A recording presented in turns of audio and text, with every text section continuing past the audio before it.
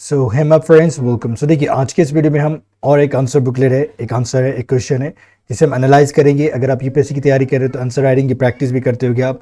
किस तरीके से एक आंसर लिखा जाता है, कैसे लिखना है, क्या करना है, सारी चीज़ें इस क्वेश्चन में, इस आंसर में डिस्कस करेंगे। हम इस वीडियो में डिस्कस करेंगे, इस लेक्चर में डिस्कस करेंगे।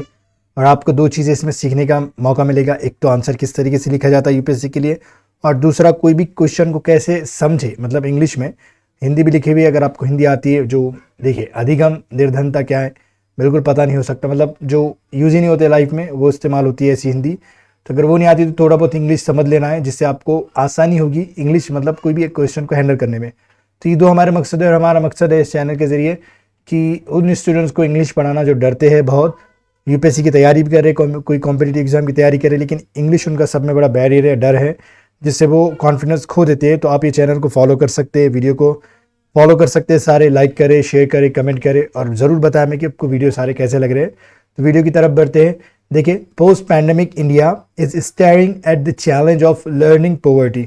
पोस्ट पैंडेमिक, देखिए पोस्ट के माने बाद, यानी पैंडेमिक जो हमारा कोविड-19 आया था उसके बाद, India is steering, okay, post pandemic India is steering, मतलब इस सब की बात हो रही है, ओके, एक सब्जेक्ट की तरह इस्तेमाल करना। इज स्टेयरिंग एट, यानी स्टेयर यानी घूरना, ओके, घूरना, किसी को देख रहा है, मतलब घूर रहा है, देख रहा है। द चैलेंज यानी चुनौती को, of learning poverty, okay. Learning poverty क्या होता है? जिसे आपके पास ऐसी सुविधाएं नहीं है, आपके पास कोई सक्षमता नहीं है कोई चीज़ को सीखने की, कोई स्किल को सीखने की, उसे कहते हैं लर्निंग पॉवर्टी। अभी किसी भी तरह की हो सकता है, कोई नॉलेज सीखना, स्किल सीखना, या किसी चीज़ में पार्टिसिपेट करना, एजुकेशन से रिलेटेड कोई सोसाइटी में चीज़ चल रहा है, आप नहीं कर सकते क्योंकि आपके पास स्किल ही नहीं है, नॉलेज ही नहीं है, तो वो लर्निंग पॉवर्टी है।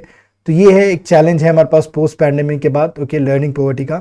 अब इसे हमें एनालाइज करना है, it's implications, okay, and discuss a way forward, okay. तो इसके इम्पैक्ट क्या है, इसका क्या मतलब, क्या बोलेंगे हम, और इसका असर क्या है, किस तरीके से मुतासिर करता है, कैसे चुनौतियाँ है, और ये जो पोस्ट पैंडेमिक में आया तो किस तरीके से हमारे देश को और हमारे खास करके जो लर्निंग स्किल्स है, जो हमारे एजुकेशन सिस्टम है, किस तरीके से इम्पैक्ट हुआ है, वो सारी चीज़ें इस्तेमाल करना, बताना है, और वे फॉरवर्ड भी बताना है कि आगे क्या है इसके, मतलब किस तरीके से हम इस चैलेंज को ये कर सकते हैं, टैकल कर सकते हैं।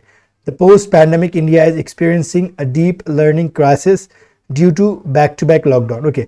डीप लर्निंग क्राइसिस यानी उसी तरीके की बात हो रही है यहाँ पे कि जो हमारे सीखने की काबिलियत थी, जो हम कॉलेज स्कूलों को बार बार जाते थे, जो हमारे स्टूडेंट्स, वो अब नहीं जा पा रहे। क्यों? बैक लॉकडाउन, एक के बाद एक लॉकडाउन लागू किया जा रहा था उस वक्त, ओके, पैंडेमिक के वक्त। तो ये वाला एक्सपीरियंस यानी हमारा जो इंडिया है वो तजुर्बा कर रहा है किसका? डीप लर्निंग क्राइसिस का, कि अब हम गहराई से अच्छे से सीख नहीं सकते, ड्यू टू यानी किस वजह से, बार बार लॉकडाउन लगने की वजह से। अब देखिए यहाँ पे रीजंस है, वजह है, कारण है, क्या है, देखिए यहाँ पे है चिल्ड्रन आउट ऑफ स्कूल, मतलब चिल्ड्रन स्कूल के बाहर है, अब स्कूल नहीं जा पा रहे। Also on skill development schemes, okay, जितनी भी स्किल डेवलपमेंट स्कीम्स थे उस पर भी क्या है, रोक लगी है। हल्के माने रोक लगना है, स्टॉप होना। लॉकडाउन ऑन मूवमेंट यानी आंदोलन की बात नहीं हो रही यहाँ पे मूवमेंट की बात हो रही, इधर उधर नहीं जा सकते हम, हमारा आवन जावन बिल्कुल बंद है, घर में ही हम क्या है, लॉक है, ये वाली बात हो रही है। डिसरप्शन इन हेल्थ, ओके, मतलब हमारी हेल्थ में भी डिस्टर्ब हुआ है, मतलब बिगाड़ आ गया है इस वजह से। अगर कोई किसी को सर्दी जुकाम भी होती है छोटी सी, तो वो भी, और मतलब बीमार पड़ रहे हैं, वो भी एक डिसरप्शन इन हेल्थ, हम सेहतमंद नहीं रह पा रहे हैं, वो वाले। अब इसके इम्प्लीकेशन के असर क्या है? Rural urban divide, okay, ASER points out that only 30% children had access to online education in covid period.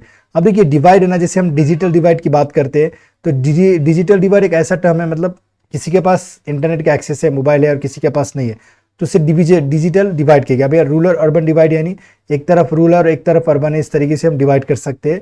तो एक असेर की रिपोर्ट से वो पॉइंट्स आउट करता है, यानी इशारा करता है, पॉइंट आउट यानी इशारा करना, किसी की तरफ बताना, दैट के ओनली 30% चिल्ड्रन, सिर्फ 30% चिल्ड्रन क्या है, हैड एक्सेस, मतलब एक्सेस था 30% चिल्ड्रन के पास ही, टू ऑनलाइन एजुकेशन का, मतलब जो भी कोर्स खरीदे, सब्सक्रिप्शन खरीदे, उनके पास मोबाइल भी और इंटरनेट की सुविधा भी। तो ऐसे सिर्फ 30% स्टूडेंट थे, 30% क्या थे, चिल्ड्रन थे, इन कोविड पीरियड, ओके, मतलब जब कोविड का पीरियड चल रहा था, ओके। तो यहाँ पे ऐसी कोई भारी वाली इंग्लिश नहीं, हम जो चीज़ें सीख चुके हैं वही वाली इंग्लिश अभी भी इस्तेमाल हुई है। सो देखिए यहाँ पे डिजिटल डिवाइड वैसे भी टर्म इस्तेमाल हुआ है। As hybrid modes of learning emerge, those with और विदाउट इंटरनेट और मोबाइल लेफ्ट बिहाइंड। सो देखिए डिजिटल डिवाइड के माने में अभी बताया हूँ, किसी के पास मोबाइल होता है, किसी के पास इंटरनेट होता है, और किसी के पास नहीं होता, तो वो डिजिटल डिवाइड है। हाइब्रिड यानी दोनों मिलाकर हम इस्तेमाल कर रहे हैं। तो लर्निंग इमर्ज मतलब बहुत तरह की हम क्या है, हमारे पास सीखने के तरीके आ चुके हैं कोरोना वायरस के आने के बाद। So those okay with internet और मोबाइल लिव बिहाइंड, जिसके पास इंटरनेट मोबाइल ने वो क्या है पीछे छूट गया। जैसे यूडेमी और कोर्सेरा जो है हमारे पास, वो मतलब यहाँ पे नाम दिया है और कोई वेबसाइट का जहाँ पे कोर्सेज वगैरह हमारे क्या होते हैं सब मतलब पैसों में या फ्री में बिकते हैं, वैसे वाली चीज़। फिर इसके बाद देखिए अ Nations classrooms determine its future. Okay, जो नेशन का हमारा जो स्कूल है, हमारे जो इंडिया के या कोई भी देश के जो क्लासरूम है, वही क्या डिटरमाइन करता है, वो किसका फैसला करता है उसके फ्यूचर का। But empty classes reflect erosion of scientific inquiry in youth. अब जो एम्प्टी क्लासेस है वो क्या रिफ्लेक्ट करे, क्या दर्शा रहे, इरोजन यानी, इरोजन यानी क्या होता है, जैसे एक पत्थर है तो जैसे हवा लग रही है, पानी आ रहा है, तो उसको इरोड करता है, वो पत्थर को पूरा क्या कर लेता है, छोटा सा कर देता है, बारीक करता है, तो ऊपर कैसा गाय भी हो जा रहा है, तो इरोड कर रहा है, उसको तबाह कर रहा है।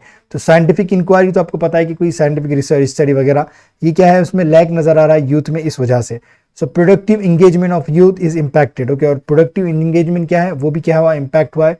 प्रोडक्टिव इंगेजमेंट यानी क्या है, जैसे आप कोई लेक्चर देख रहे हैं और उससे कुछ ना कुछ सीखने वाले हैं। ओके, अब आपको ना लेक्चर देखने मिल रहा है और ना ही आप उसमें कोई चीज़ इस्तेमाल कर रहे हो। जैसे हम कोई फसल लगाते हैं और अगर फसल लगाए तो हमें उसमें बहुत ज़्यादा फायदा होता है, फ्रूट मिलते हैं, फल मिलते हैं, तो क्या है, प्रोडक्टिव हो गया, प्रोडक्टिव क्रॉप हो गया। और एंगेजमेंट के तो मैंने पता है आप उसमें मगन हो गए, तो ऐसा प्रोडक्टिव क्या, engagement of youth is impacted, तो असर हुआ है इस पर भी, जो जवानों का, जो बच्चों का, जवान बच्चों का जो एंगेजमेंट था, प्रोडक्टिव एंगेजमेंट, वो भी क्या है, इम्पैक्ट हुआ, उस पर भी असर पड़ा है।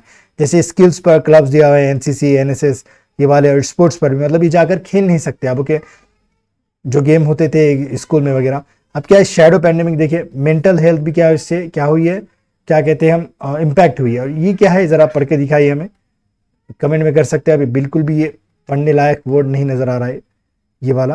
ओके, बता सकते हैं अब वे अहेड क्या है, अब इसने सोल्यूशन क्या लिखी है देखते हैं।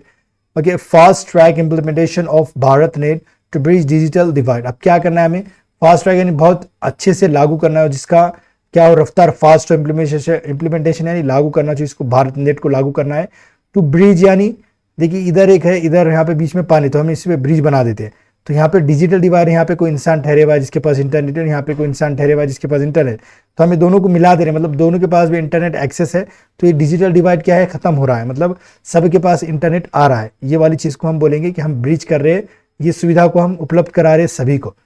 Implement common service centre okay at panchayat level for equitable access to resources. Common service centre आपने देखा होगा, जहाँ पे आप कास्ट सर्टिफिकेट वगैरह बना सकते हैं, कोई भी आधार कार्ड को अपडेट करना है तो वहाँ जाकर कर सकते हैं। तो पंचायत लेवल पे क्या करना है, मतलब इम्प्लीमेंट करना है उसे, इक्विटेबल एक्सेस मतलब सबको क्या हो, रिसोर्सेज का फायदा हो हर लेवल पर, वो वाली बात हो रही है यहाँ पे। Okay, leverage private sector. अब इसके मायने क्या होता है, लेवरेज यानी हमें फायदा उठाना है किसका, प्राइवेट सेक्टर। जैसे मारुति अप्रेंटिसशिप प्रोग्राम यहाँ पे ले आ रहा है, लिखे हुआ है। मेंटल हेल्थ लाइक एक मनोदर्पण ऐप, ये वाली चीज़ है जो प्राइवेट सेक्टर से, मतलब प्राइवेट कंपनियों ने बनाए थे। ओके, जो ऐसे प्रोग्राम लॉन्च करे, तो उनका भी हमें फायदा उठाना है। The pandemic is a watershed movement in human history and must be advocately addressed for अनुसंधान ओके इन प्रोग्रेस। मतलब क्या वाटर शेड यानी मतलब एक तरह का क्या समझे, टर्निंग पॉइंट है हमारे ह्यूमन हिस्ट्री में, मतलब पूरे अभी तक जितनी हिस्ट्री हुई दुनिया में, वो उसके इसमें क्या है, एक टर्निंग पॉइंट है। मस्ट बी एडक्वेटली एड्रेस, और इसे अच्छे तरीके से इक्वली क्या करना है, एड्रेस करना है, लड़ना है, संबोधित करना है। फॉर अनुसंधान एंड प्रोग्रेस के लिए, आगे बढ़ने के लिए, ये सारी चीज़ें थी। ओके, सो देखिए ये छोटा सा वीडियो था। अगर आपको सच्ची में वीडियो पसंद आया तो लाइक किए बिना बिल्कुल नहीं जाना, और कमेंट करके ज़रूर बताएं कि सारे वीडियो आपको कैसे लग रहे हैं, और शेयर भी करें अपने दोस्तों के साथ जिसको ज़रूरत है, जो चाहते हैं कि भाई अच्छे से आंसर राइटिंग लिखना मुझे सीखना है, इंग्लिश में भी लिखना सीखना है, तो ये वीडियो उनके लिए फ़ायदेमंद है। ओके, सो वीडियो देखने के लिए आपका बहुत बहुत शुक्रिया।